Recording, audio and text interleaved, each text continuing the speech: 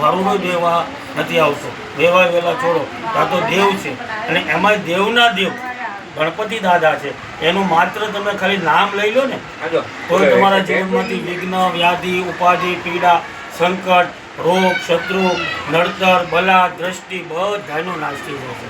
આ દાદાનું એવું ભગવાને 33 કરોડ દેવતાઓએ નિર્માણ કરેલું છે કે દાદાનું નામ લેવાથી પણ તમારા જીવનની અંદર બધી પુત્રી, બધી શાંતિ અને બધી સમૃદ્ધિ પ્રાપ્ત કરાવે છે.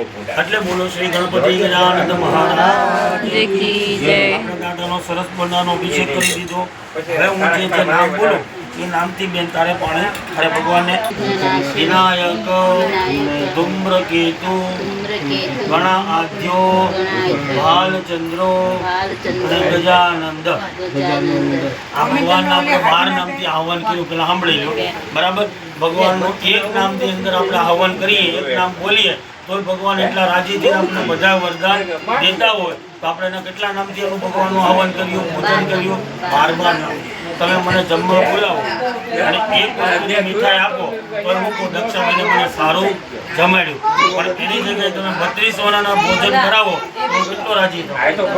રાજીમાં રેડ થઈ જાવ ને. એમ ભગવાનના તમે 12 નામથી આહવાન કર્યા. ભગવાન તમારા એક નામનો આહવાન તોય હું એનું કલ્યાણ કરવા